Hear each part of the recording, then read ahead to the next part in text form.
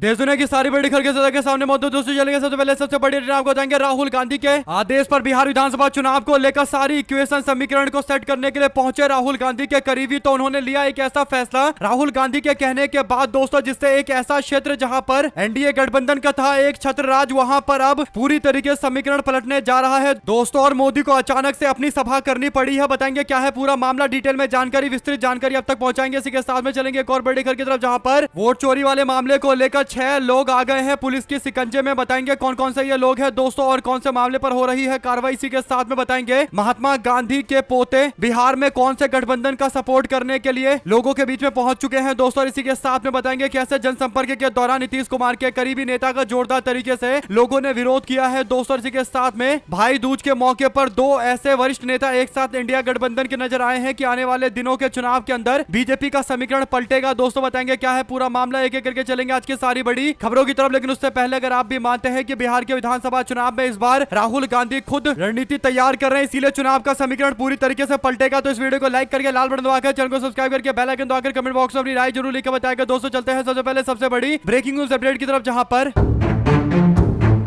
2020 के विधानसभा चुनाव के जब नतीजे सामने आते हैं दोस्तों, तो उसके बाद उस नतीजे का एनालिसिस करने पर पता चलता है कि पूरे बिहार के अंदर कांग्रेस पार्टी और राष्ट्रीय जनता दल ने मिलकर भारतीय जनता पार्टी और जनता दल यूनाइटेड को जोरदार तरीके की शिकस्त दी थी दोस्तों और एक तरफा जीत हासिल की थी। लेकिन जब बिहार के 2 क्षेत्रों के बैलेट पेपर और ईवीएम खुले तो स्थिति पूरी तरीके से पलट गया दोस्तों। वो 2 क्षेत्र थे, एक मिथिलांचल का क्षेत्र था और दूसरा कोसी सीमांचल का क्षेत्र था, जहां पर इंडिया गठबंधन काफी कम सीटें जीत पाया। यानी आंकड़ों की बात करें तो मिथिलांचल क्षेत्र के अंदर 37 सीटें थी, जिसमें से एनडीए गठबंधन को 26 सीटें मिल गई दोस्तों और कांग्रेस पार्टी राष्ट्रीय जनता दल को केवल 10 सीटें मिली। इसी तरीके से सीमांचल और कोसी के इलाके में एनडीए गठबंधन 37 में से 22 सीटें चुनाव में जीत गया दोस्तों और राष्ट्रीय जनता दल और कांग्रेस पार्टी को मिलाकर केवल 9 सीटें मिली और एआईएमआईएम को भी जोड़ दे तो लगभग 14 सीटें मिली दोस्तों। यानी ज्यादातर सीटें एनडीए गठबंधन एक तरफा जीत गया। अब इन दोनों क्षेत्रों को लेकर राहुल गांधी पूरी प्लानिंग करके मैदान में उतरे हुए हैं। सबसे पहले राहुल गांधी ने यहां पर वोटर अधिकार यात्रा निकाली दोस्तों, जहां पर 50 में से तकरीबन 26 ऐसे विधानसभा थे जो इन्हीं क्षेत्रों के अंतर्गत आते थे, जहां पर कांग्रेस पार्टी और महागठबंधन जीत हासिल करने के लिए पूरी ताकत लगा रही है। और अब राहुल गांधी ने एक ऐसा कदम उठाया है दोस्तों, जिससे इन क्षेत्रों के अंदर इंडिया गठबंधन का दबदबा हो सकता है और इंडिया गठबंधन पहली बार अपने दम पर 2025 के चुनाव में सरकार बनाने की स्थिति में आएगा दोस्तों। यानी इन 2 क्षेत्रों के अंदर अगर आधी सीटें भी जीत गए तो राज्य में सरकार बन जाएगी और इसी के कारण राहुल गांधी ने अपने दिग्गज नेता और करीबी राजस्थान के मुख्यमंत्री रहे अशोक गहलोत को बिहार भेजा दोस्तों। गहलोत जैसे ही बिहार पहुंचे उन्होंने सबसे बड़ा फैसला सुनाया और राहुल गांधी के कहने के अनुसार बिहार में एक बड़े समुदाय का नेतृत्व करने वाले सन ऑफ मल्लाह के नाम से जाने जाने वाले मुकेश सहनी को उप मुख्यमंत्री पद पर अपना उम्मीदवार घोषित कर दिया दोस्तों। इसके पीछे राहुल गांधी जो सबसे बड़ी चाल चली है वो इन्हीं 2 क्षेत्रों को साधने की कोशिश की है दोस्तों। राहुल गांधी ने मिथिलांचल और कोसी सीमांचल के क्षेत्र को साधने के लिए, क्योंकि ज्यादातर मल्लाह समाज के लोग इन्हीं क्षेत्रों में रहते हैं और कोसी नदी के इर्द गिर्द बड़ी आबादी है दोस्तों। यानी पूरे बिहार के अंदर तकरीबन 3% के आसपास आबादी है, लेकिन कोसी और सीमांचल क्षेत्र के साथ साथ मिथिलांचल क्षेत्र की बात करें तो तकरीबन 9 से 10% के आसपास आबादी होगी और सारा खेल वही होने वाला है। इसीलिए राहुल गांधी ने मुकेश सहनी को इंडिया गठबंधन के उप मुख्यमंत्री पद पर उम्मीदवार घोषित कर दिया है दोस्तों। इसके बाद राहुल गांधी को दिन रात उल्टा बोलने वाले तथाकथित पत्रकार भी लाइन पर आ गए दोस्तों। मीनाक्षी जोशी की ओर से कहा गया कि एक बात तो आपको माननी पड़ेगी कि अलायंस पार्टनर से कांग्रेस पार्टी को बैलेंस बिठाने की जरूरत होगी, तो आज भी अशोक गहलोत जैसे पुराने कांग्रेसी नेताओं की जादूगरी ही काम आती है। वह शायद इसलिए कि अन्य राजनीतिक दलों में उनके निजी संबंध अच्छे हैं और जितने पुराने पॉलिटिशियन रहे हैं उनकी राजनीति के तौर तरीके बहुत अलग थे। कुल मिलाकर दोस्तों अशोक गहलोत की तारीफ कर रही थी। लेकिन अब एक और बड़ा खेला भाजपा के साथ ऐसा हुआ है दोस्तों कि नरेंद्र मोदी को अब बिहार के उसी क्षेत्र में भागकर आना पड़ रहा है जिस क्षेत्र में राहुल गांधी ने मुकेश सहनी को आगे करके इंडिया गठबंधन के पक्ष में माहौल बनाने की कोशिश की है दोस्तों। बता दें कि एक खबर सामने आई जहां पर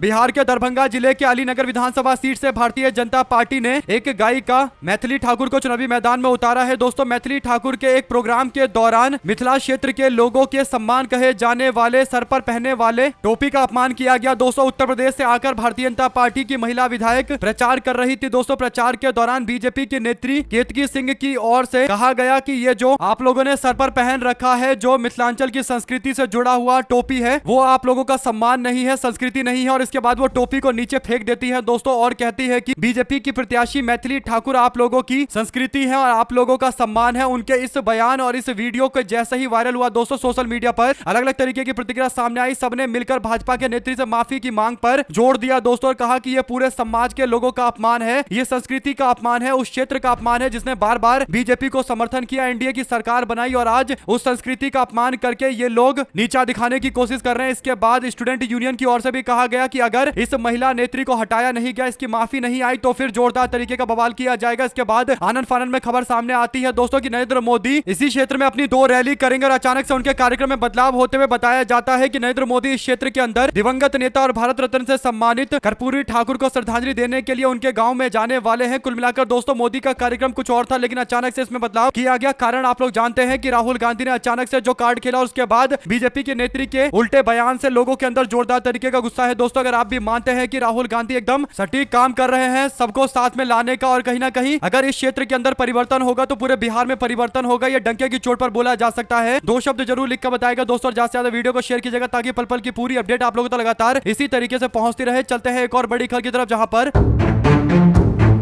जैसे ही कांग्रेस पार्टी के नेता और राजस्थान के पूर्व मुख्यमंत्री अशोक गहलोत पहुंचे मुलाकात करने के लिए दोस्तों तो लगभग सारी बातों पर सब कुछ सहमति बन गई और इसके बाद जब तेजस्वी यादव को मुख्यमंत्री पद पर उम्मीदवार घोषित किया गया दोस्तों वैसे ही महागठबंधन के लिए 3 बड़ी खुशी सामने आई। महागठबंधन ने 3 विधानसभाओं पर अपने टकराव को खत्म कर दिया। दरअसल दोस्तों कांग्रेस पार्टी के उम्मीदवार प्राणपुर से चुनाव लड़ने वाले उम्मीदवार ने अपना नाम वापस ले लिया। इसके बाद वर्सलीगंज से नामांकन वापस हुआ। उसके बाद मधुबनी जिले के बाबू बरही सीट से वीआईपी के उम्मीदवार ने नॉमिनेशन वापस ले लिया। यानी तीनों जगह पर राष्ट्रीय जनता दल के उम्मीदवार चुनाव लड़ रहे थे दोस्तों जिसमें 2 जगह कांग्रेस का उम्मीदवार और 1 जगह वीआईपी का उम्मीदवार लड़ रहा था, लेकिन तीनों ने अपना नाम वापस लेकर यह सुनिश्चित किया है कि राष्ट्रीय जनता दल का एकमात्र उम्मीदवार यहां पर चुनाव लड़े और कुल मिलाकर 3 सीटों पर स्थिति एकदम साफ हो गई है दोस्तों। आने वाले दिनों में और भी सीटों पर स्थिति एकदम साफ हो जाएगी। 2 शब्द जरूर लिखकर बताएगा। चलते हैं एक और बड़ी अपडेट की तरफ जिसमें कर्नाटका के अलंद विधानसभा सीट को लेकर राहुल गांधी के द्वारा किए गए वोट चोरी के दावे के बीच में एसआईटी लगातार मामले की जांच पड़ताल कर रही है दोस्तों। पहले बताया गया था कि जहां से ये नाम हटाए गए उस व्यक्ति को 80 रुपए दिया गया एक नाम को हटाने के लिए, यानी 80-80 रुपए में लोगों के नाम हटवाए गए। टोटल 4,80,000 का ये पूरा कांड था दोस्तों। इसके बाद अब एक और बड़ा दावा सामने आ रहा है। बताया गया है कि पुलिस प्रशासन ने 6 लोगों की लिस्ट बना ली है दोस्तों। अब इन 6 लोगों की गिरफ्तारी जल्द हो सकती है। संदिग्धों पर शिकंजा कसना शुरू हो चुका है। मीडिया रिपोर्ट में बताया गया है कि अब राहुल गांधी ने जो आरोप लगाए थे उसे लेकर कई सारे गंभीर सबूत मिलने के बाद पुलिस सोच रही है कि इस मामले को और आगे बढ़ाया जाए और गिरफ्तारी के बाद और कई सारे राज खुलेंगे। इसके लिए जरूरी है कि जो बच्चे कुछ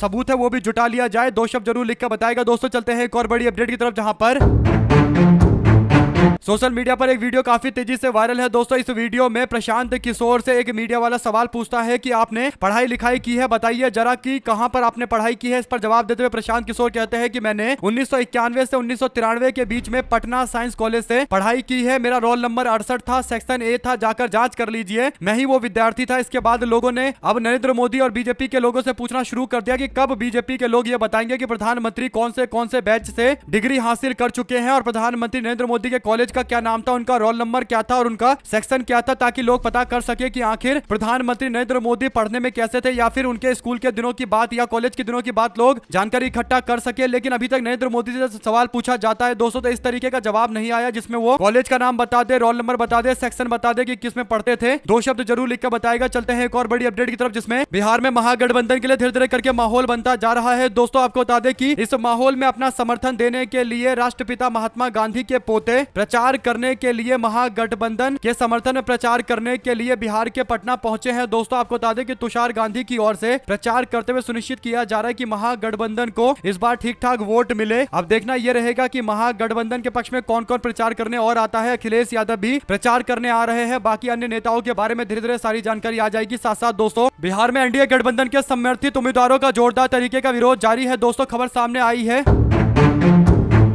जहां पर सोनवर्षा विधानसभा सीट पर चुनावी सरगर्मियां तेज है। एनडीए समर्थित जनता दल यूनाइटेड के प्रत्याशी रत्नेश सदा को जनसंपर्क के दौरान लोगों के विरोध का सामना करना पड़ा दोस्तों। प्रचार के लिए गांव पहुंचे रत्नेश सदा को मतदाताओं ने घेर लिया और उनसे पूछा कि आप बताइए कि इतने सालों से आप हमारे विधायक हैं, आपने हमारे क्षेत्र के लिए किया क्या है, उसका हिसाब दीजिए, तब हम आपके बारे में कुछ और विचार करेंगे, यानी आपको वोट देने के बारे में तब कोई विचार किया जाएगा। लेकिन इस मामले पर कोई जवाब नहीं आ पाया दोस्तों। आपको बता दें कि कांग्रेस पार्टी के प्रत्याशी को वोट देने की बात कर रहे हैं ग्रामीण जामीन और कह रहे हैं कि हम लोग कांग्रेस के साथ जाएंगे क्योंकि आपने तो कुछ किया नहीं है। महागठबंधन समर्थित कांग्रेस पार्टी के प्रत्याशी सरिता पासवान को अच्छा खासा समर्थन मिल रहा है। दोस्तों, रत्नेश मंत्री होने के बावजूद अपने क्षेत्र के अंदर विकास नहीं करवा पाए तो अब जनता के सवालों के बीच में घिरे हुए हैं। ऐसे और भी कई तरीके के वीडियो सामने आते हैं। कहीं पर भारतीय जनता पार्टी के उप मुख्यमंत्री का विरोध होता है, कहीं पर बीजेपी के मंत्री का विरोध होता है, कहीं पर भाजपा के हाई प्रोफाइल वाले नेताओं का विरोध होता है। दोस्तों, यानी ऐसा लग रहा है कि विरोध बीजेपी के भाग्य में बिहार के अंदर पूरी तरीके से लिख दिया गया है और इसीलिए हर जगह बीजेपी और एनडीए वालों का विरोध हो रहा है। दोस्तों, होना भी चाहिए क्योंकि लगभग 20 साल से बीजेपी और एनडीए गठबंधन की सरकार है, लेकिन विकास के नाम पर केवल जंगल राज का डर दिखाकर लोगों से हर बार वोट लिया जाता है और विकास खुद का कहीं दूर दूर तक नजर नहीं आता। दो शब्द जरूर लिखकर बताएगा इस मामले पर। दोस्तों, प्रतिक्रिया जरूर दीजिएगा। इसी के साथ में महाराष्ट्र के अंदर भाई दूज के मौके पर पावन अवसर पर एक बार फिर से ठाकरे परिवार का मिलन हो गया। दोस्तों, एमएनएस पार्टी के प्रमुख राज ठाकरे और शिवसेना यूबीटी के उद्धव ठाकरे ने अपनी बहन जयवंती ठाकरे देश पांडे के दादर स्थित आवास पर जाकर भाई दूज मनाया। दोस्तों, इस पारिवारिक समारोह में राज ठाकरे अपने पूरे परिवार के साथ शामिल हुए। उद्धव ठाकरे के परिवार से उनकी पत्नी रश्मि ठाकरे भी मौजूद रही। इस अवसर पर अमित ठाकरे, उर्वशी ठाकरे, आदित्य ठाकरे, तेजस ठाकरे भी उपस्थित थे। ठाकरे परिवार पूरी तरीके से एकजुट दिखाई दे रहा है और यही बीजेपी वालों के लिए आने वाले दिनों के अंदर उल्टी गिनती शुरू होने जैसा है। दोस्तों, क्योंकि ठाकरे परिवार का एकजुट होना यानी मराठी वोटों का एक बार फिर से एकजुट होना और उनके लिए एक विकल्प होना जो बीजेपी के लिए सबसे ज्यादा बड़ी तबाही वाली खबर है। दोस्तों, अगर आप भी मानते हैं कि बिहार चुनाव के बाद महाराष्ट्र के बीएमसी इलेक्शन के अंदर भी जोरदार तरीके का घमासान मचेगा और महाराष्ट्र के अंदर अगर बीएमसी बीजेपी को हरा देती है, शिवसेना यूबीटी और अन्य गठबंधन सहयोगी, तो बहुत बड़ा उलटफेर होगा। दोस्तों, और उसके बाद हो सकता है कि महाराष्ट्र के अंदर एकनाथ शिंदे भी पलटी मार दे। दोस्तों, जो भी जानकारी इससे जुड़ी आती रहेगी आप तक लगातार पहुंचाते रहेंगे। साथ ही साथ दोस्तों,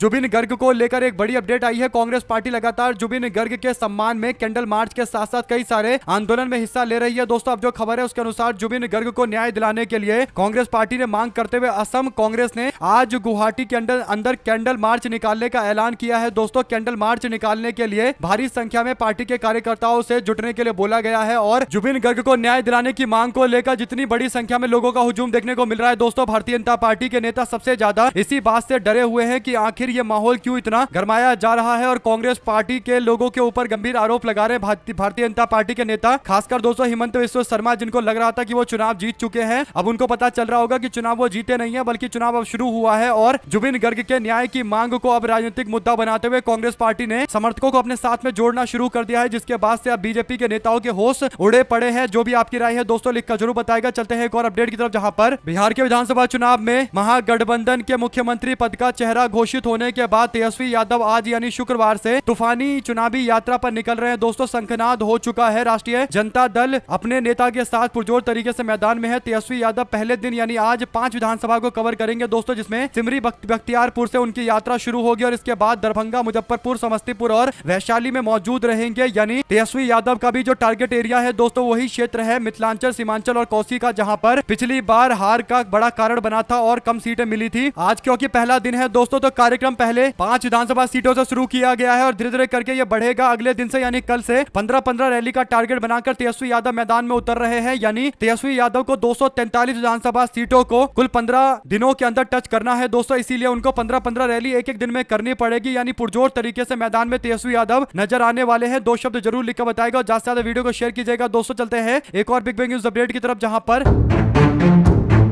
दिल्ली में प्रदूषण को लेकर बीजेपी की सरकार ने एक बड़ा दावा किया है। भारतीय जनता पार्टी के नेता और पर्यावरण मंत्री मजिंदर सिंह सिरसा ने कहा कि दिल्ली में पूरे साल 24 घंटे के लिए लागू की गई रणनीति नतीजे दे रही है। उन्होंने कहा कि हम दिल्ली के अंदर पॉल्यूशन को कम करने के लिए 2000 से ज्यादा टीमों को दिन रात ग्राउंड पर काम करने के लिए मैदान में उतारेंगे। दिल्ली का मॉडल सिर्फ सर्दियों के लिए नहीं बल्कि साल भर की जवाबदेही और पारदर्शिता पर आधारित होगा। सिरसा ने आगे कहा कि दिल्ली सरकार मौजूदा प्रयासों के साथ भविष्य की तैयारी भी कर रही है। क्या आपको लगता है दोस्तों कि बीजेपी के लोग पॉल्यूशन से दिल्ली के अंदर लड़ पाएंगे? क्योंकि प्रदूषण एक बहुत बड़ा मुद्दा है दिल्ली के अंदर और जब बीजेपी के लोग पॉल्यूशन को कंट्रोल करने में पूरी तरीके से विफल हो जाते हैं तो उसके बाद आम आदमी पार्टी की सरकार पर आरोप लगाया जाता है दोस्तों और दावा किया जाता है कि पंजाब में आम आदमी पार्टी की सरकार है जहां पर पराली जलाया जा रहा है। अब देखते हैं बीजेपी वाले क्या फिर से वापस आरोप प्रत्यारोप करेंगे या कुछ काम करके भी दिखाएंगे। 2 शब्द जरूर लिखकर बताएगा। साथ साथ दोस्तों भारत 24 न्यूज चैनल में कंसल्टिंग एडिटर के तौर पर काम करने वाले अमित मिश्रा की ओर से एक दावा किया गया। वो कहते हैं कि बिहार में अशोक गहलोत के खेल से पूरा राजनीतिक समीकरण बदल गया है। महागठबंधन ने तेजस्वी यादव को मुख्यमंत्री और मुकेश सहनी को उप मुख्यमंत्री पद का उम्मीदवार घोषित करके एनडीए के वोट बैंक में सेंध लगाने की पहल कर दी है। इस सियासी चाल का काट एनडीए को ढूंढना होगा। मुकेश सहनी जिस जाति से आते हैं, बिहार में उनकी अच्छी खासी तादाद है। इस जाति के लोगों को अपनी जाति समाज का व्यक्ति एक बड़े पोस्ट पर जाते हुए दिखाई दे रहा है, शीर्ष पद पर जाते हुए दिखाई दे रहा है, जिसकी तमन्ना हर समाज के लोगों की होती है। तो अब हो सकता है कि महागठबंधन में बड़ी संख्या में पिछड़ा और खासकर अति पिछड़ा समाज के लोग जुड़ जाए, और अगर ऐसा होगा तो पूरा खेल बिहार के अंदर पलट जाएगा। अगर आप भी मानते हैं दोस्तों कि अति पिछड़ा वर्ग के लोगों को जोड़ने के लिए जो प्रयास लगातार किए गए हैं, उसी का परिणाम है कि मुकेश सहनी को आगे किया गया है कि वो अति पिछड़ा समाज के लोगों का समर्थन भी जुटाए। जो भी जानकारी से जुड़ी आगे आती रहेगी आप लगातार पहुंचाएंगे। चलते हैं एक और बड़ी अपडेट की तरफ दोस्तों, जहां पर बिहार के अंदर कुछ ऐसा देखने को मिल रहा है दोस्तों, जिसे लेकर कुछ सवाल भी खड़े होते हैं और कुछ आश्चर्य भी होता है। हुआ यह है दोस्तों कि जनसुराज पार्टी के 4 उम्मीदवारों ने अपने नाम वापस ले लिया। इसे लेकर ताज्जुब भी होता है, जिसमें अभी 2 और लोगों ने अपना नाम वापस ले लिया है। एक है सीतामढ़ी से चुनाव लड़ रहे जियाउद्दीन खान और दूसरे है जनसुराज पार्टी के नेता गोविंदगंज से कमलेश कांत गिरी। इनका नॉमिनेशन भी वापस हो गया है दोस्तों, यानी इन्होंने अपना नाम वापस ले लिया है। इससे पहले 2 नेता सत्य प्रकाश तिवारी और शशि शेखर सिन्हा ने भी जनसुराज पार्टी के टिकट पर नाम भरा था दोस्तों, यानी नामांकन किया था। उसके बाद अब अपना नाम वापस ले लिया है, यानी इन सीटों पर जनसुराज पार्टी का कोई उम्मीदवार नहीं है। पहले जो 2 नेता थे उनके बारे में तो पता चला था कि वो भारतीय जनता पार्टी के वरिष्ठ नेताओं के चक्कर में फंस गए थे, लेकिन बाकी जो 2 लोगों ने अभी नाम वापस लिया है उनके बारे में कुछ कह पाना काफी मुश्किल है दोस्तों। 2 शब्द जरूर लिखकर बताएगा। इसी के साथ में संजय राउत ने राहुल गांधी का फिर से समर्थन करते हुए कहा कि हम राहुल गांधी को इस देश का प्रधानमंत्री बनाना चाहते हैं। संजय राउत ऐसे नेता है दोस्तों जो खुलकर राहुल गांधी के लिए बोलते हैं, और एक बार फिर से उनका बयान आया है। आप लोग इस बयान को कैसे देखते हैं? क्या ये बयान उन्होंने आने वाले बीएमसी इलेक्शन के मद्देनजर दिया है, या फिर ये उनका एक नेचुरल सा बयान है? जो भी आपकी राय है दोस्तों लिखकर जरूर बताएगा। चलते हैं एक और अपडेट की तरफ, जहां पर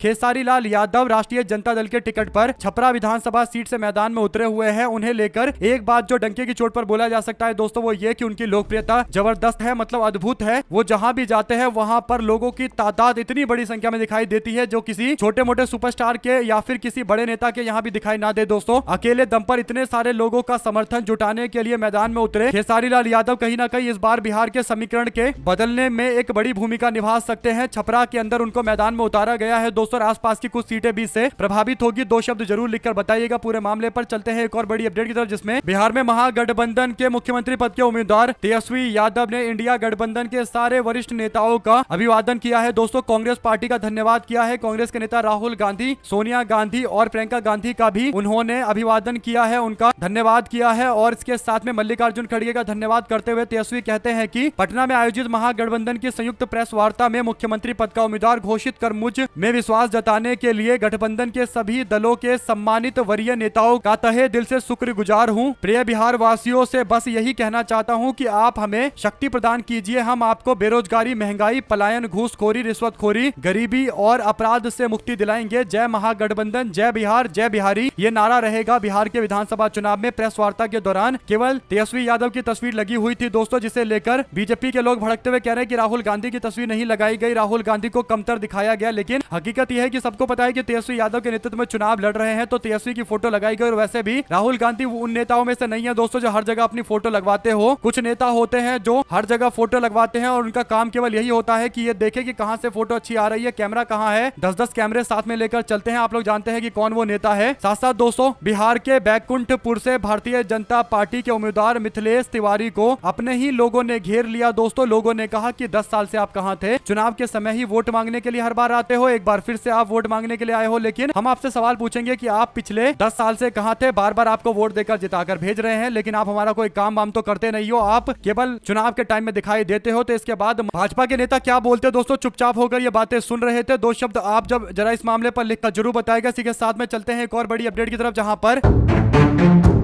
अन्ना हजारे का एक बयान आया है दोस्तों। अन्ना हजारे कहते हैं कि लोकपाल कानून भ्रष्टाचार पर अंकुश लगाने के लिए बनाया गया था। मुझे अंदाजा नहीं था कि ऐसा अनुचित कार्य भी होगा। यानी जो गाड़ियां खरीदी गई है दोस्तों, BMW जैसी महंगी गाड़ियां, 70 लाख रुपए की एक एक गाड़ियां खरीदी जा रही है और साथ साथ टोटल 5 करोड़ का बजट सरकारी खर्चे से निकाला जा रहा है दोस्तों। इन्हीं बातों को लेकर अन्ना हजारे नाराजगी जताते हुए कह रहे हैं कि लोकपाल ऐसा कैसे कर सकता है। हमने लोकपाल बनाने के लिए बोला था क्योंकि हम भ्रष्टाचार पर अंकुश लगवाना चाहते थे। कुल मिलाकर दोस्तों अब अन्ना हजारे की बातें कोई सुनता भी नहीं है। सबको पता है कि अन्ना हजारे ने देश को कितना नुकसान पहुंचाया, मनमोहन सिंह की छवि खराब की और कांग्रेस पार्टी की सरकार गिराने में इनकी भूमिका रही दोस्तों। आज ये आकर अपने आप को जस्टिफाई करने की कोशिश कर रहे हैं, लेकिन सबको पता है कि आखिर असली मुद्दा क्या था और इसीलिए अब अन्ना हजारे का सम्मान भी काफी कम हो चुका है भारत के अंदर। अगर आप भी मानते हैं कि वो आकर डैमेज कंट्रोल करने मात्र की कोशिश कर रहे हैं, इससे ज्यादा कुछ भी नहीं है और इससे कुछ खास होगा भी नहीं। लोगों को अब सारी बातें सब कुछ पता है, तो अपनी राय जरूर लिख के बताएगा दोस्तों। चलते हैं एक और बड़ी अपडेट की तरफ, जहां पर राज्यसभा के चुनाव को लेकर जम्मू और कश्मीर के अंदर कांग्रेस पार्टी के नेता तारिक हमीद कर्रा ने एक बड़ा ऐलान किया है। तारिक हमीद कर्रा कहते हैं कि हम लोग राज्यसभा के जम्मू और कश्मीर में होने वाले चुनाव में कांग्रेस पार्टी का पूरा समर्थन एनसी को देने जा रहे हैं, यानी नेशनल कॉन्फ्रेंस के साथ में खड़े हैं। उनके उम्मीदवार को राज्यसभा में जिताकर भेजेंगे। कोई आदि इत्यादि वाले मामला नहीं है, यानी कोई डाउट नहीं है, बड़ी संख्या में भेजेंगे। साथ साथ राजस्थान कांग्रेस ने जल्द बड़े फेरबदल करने के संकेत दिए हैं दोस्तों। पार्टी ने दिल्ली में 3000 नेताओं के बारे में चर्चा की है, जिन्हें संगठन विस्तार में बड़ी भूमिका दी जाएगी। हमारे साथ लगातार जुड़ने से दोस्तों का बहुत बहुत धन्यवाद। देख रहे थे आपका चैनल जय हिंद जय भारत। ज्यादा से ज्यादा वीडियो को शेयर कीजिएगा। बहुत धन्यवाद।